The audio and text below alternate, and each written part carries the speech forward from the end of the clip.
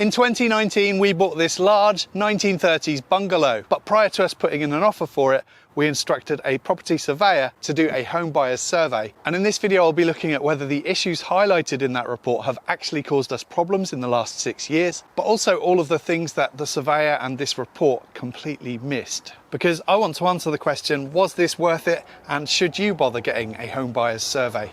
I'll also be totaling up how much we've spent on things that weren't covered by the report. So there are 3 levels available when buying a home buyer's report. Level 1 is a condition report, a basic overview with no valuation or advice. And in 2025, you can expect to pay between £250 and £400. Level 2 is a detailed condition report, and that costs between £400 and £700. Level 3 is for an in-depth inspection, which actually doesn't go into much depth, but more on that later. And it's recommended for older or unusual properties, and that can cost anywhere between £700 and £1,500. We went for a level 2 report because that was what was recommended to us by the mortgage advisor for our property. So first, let's take a look at the issues highlighted in the report and whether they have proven to be troublesome in the past 6 years. First, woodworm in the roof structure. Evidence of wood boring beetle infestation was noted to some roof timbers.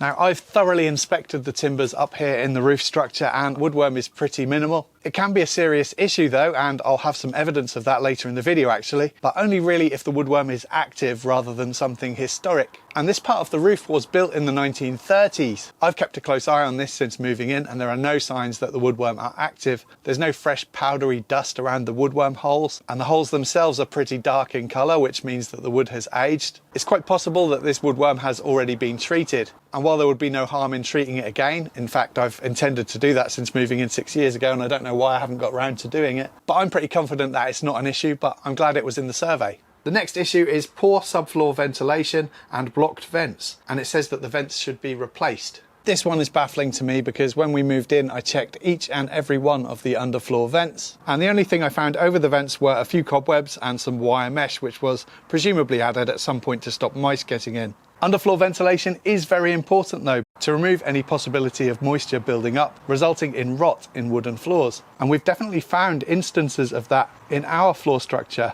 in our bathroom, as a result of a leaking waste pipe, which meant that I had to sister up some of the joists with new timber, add new noggins to strengthen the structure, and also do some repairs to the masonry dwarf walls which support the wooden beams. A level 2 or 3 survey wouldn't have picked that up, as it would have involved removing the vinyl flooring and lifting floorboards, and the surveyor can only do that with permission from the homeowner. We also had severely rotten floors in one of our bedrooms. I had to completely rebuild about 10% of the floor structure in that room and add new floorboards on top, but the underfloor vents serving that room were clear and working fine. Thirdly, electricity needs a full safety check. No visible faults, but due to change of ownership, should be fully inspected by an electrician. This to me feels like risk mitigation, arse covering in other words. They haven't identified any issues with the electricity, but they put it in the report just in case any issues arise so that they can't be blamed for it. Issue number 4, oil system requires inspection. We don't have a gas supply out here in the countryside, so we rely on heating oil. And you guessed it, number 5, heating and water system needs servicing. Those were the 5 main points highlighted in the report, and how many of those issues have caused us problems 6 years later? Well, none of them. Now I understand why the woodworm was mentioned, the blocked vents didn't exist, and the other 3 points are just about the services to the property, so nothing too helpful there, but there is more. Ceilings may contain asbestos. That's not particularly helpful, and I assume they just put that in pretty much every report. In the UK, use of asbestos stopped between the years of 1985 and 1999. So in other words, any ceiling prior to 1999 may contain asbestos. No mains-powered smoke or heat alarms. Fair point and worthy of inclusion. Render cracking could lead to damp.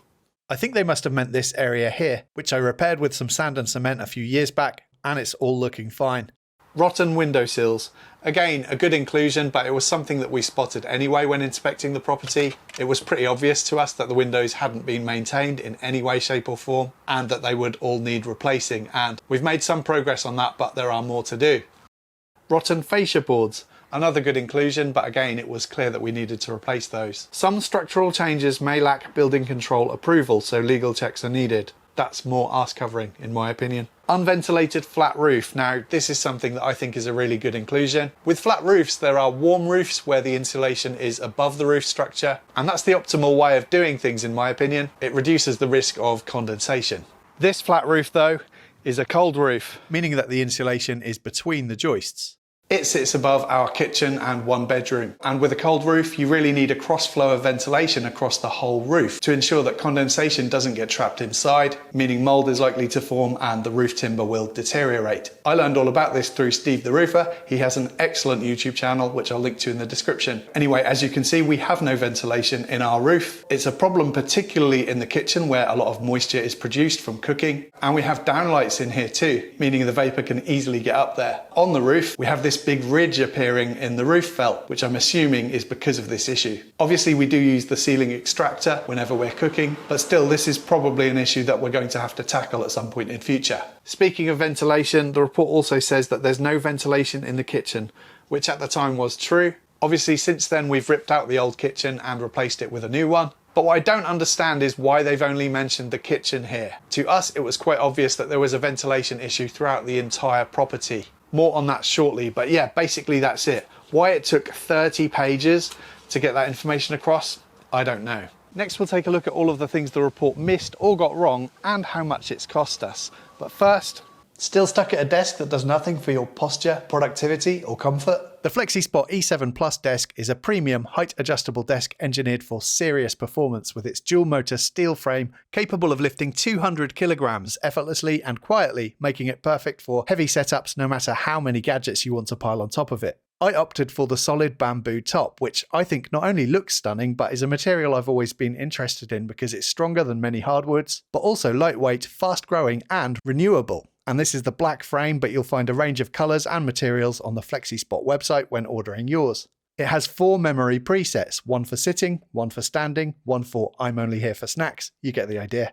And with a height range from 66 to 131 centimetres, the E7 Plus meets you right where you want it. For peace of mind, you get a 10-year warranty and free returns for 60 days. Flexispot will be running a tiered pricing promotion for the E7 Plus starting on August the 22nd, with discounts of up to 50% off. Please check out the links in the description. So now let's look at all of the things that the report got wrong or missed completely. And I'm going to start with the roof. The roof covering appears to be in satisfactory condition with no significant defects. I would have to disagree.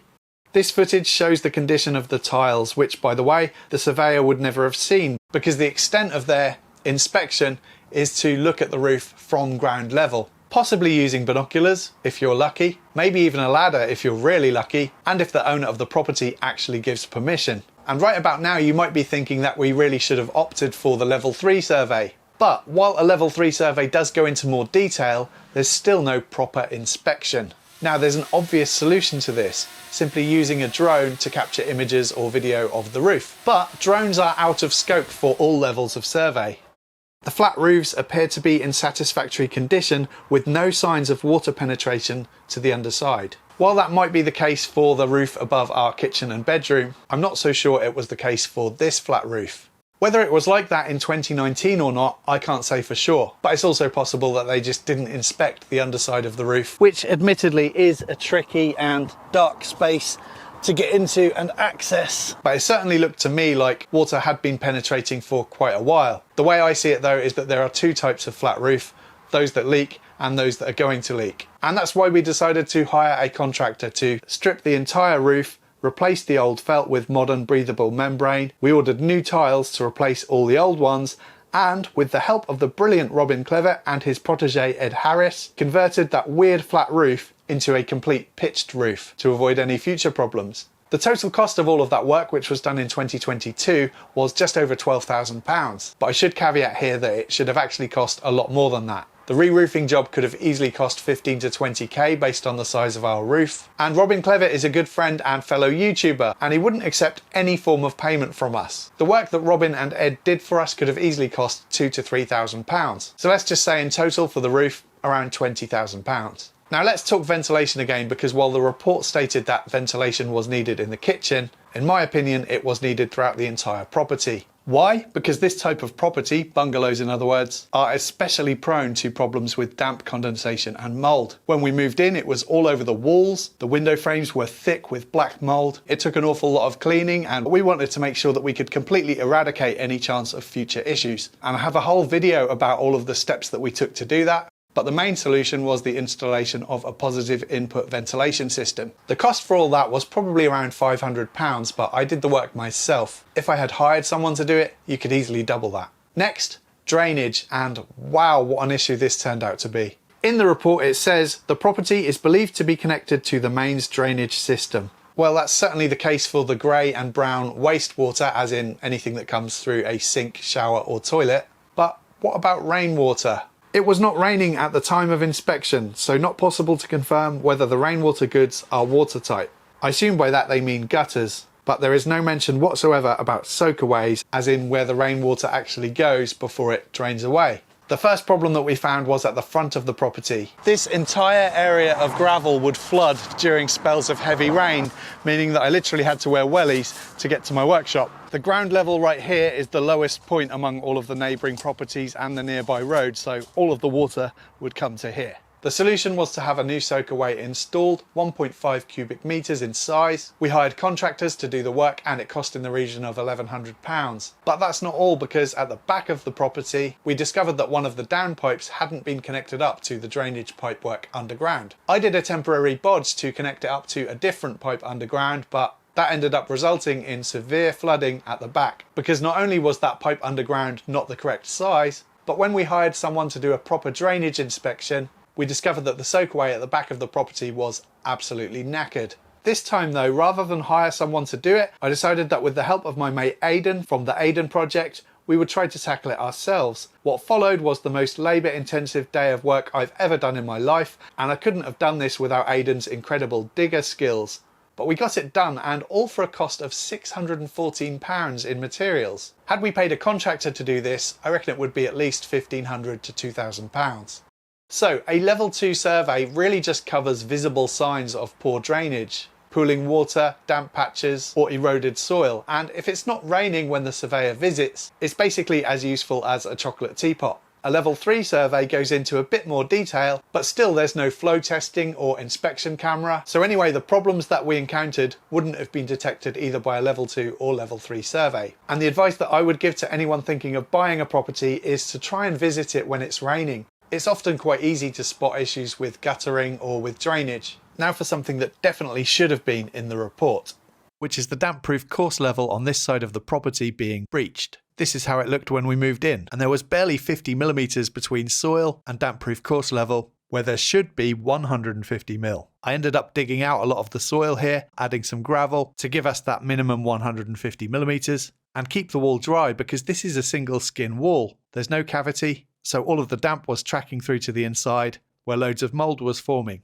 And there wasn't a single mention of DPC throughout the entire report. Not only that, but this old garage, now used as our storeroom, has no damp-proof course installed to the walls, which was resulting in rising damp and mould forming inside on the floor and at the bottom of the walls. I decided to try and tackle this job myself too. I lowered the surrounding ground level, installed some makeshift drainage solutions, also known as bit of a bodge, and then I tanked the inside with a damp-proof membrane before installing underlay and flooring. I also added insulated plasterboard to the walls in an attempt to keep the walls warm and prevent any issues with condensation. Now, I'm not a damp expert, but 3 years on, this seems to have worked.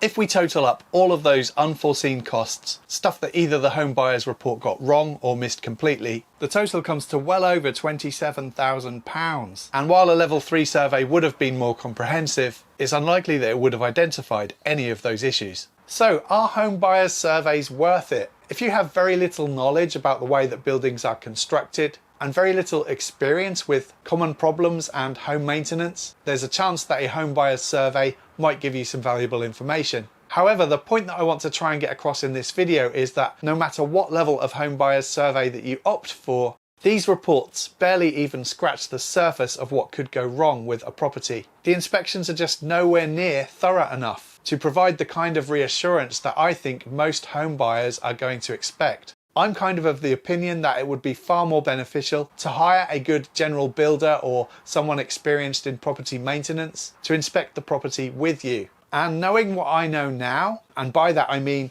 not only how disappointing these surveys are, but also everything that I've learned about the way that buildings are constructed, mainly from watching my favourite creators on YouTube over the years, by the way. If I was buying another property, I wouldn't waste my money on another survey.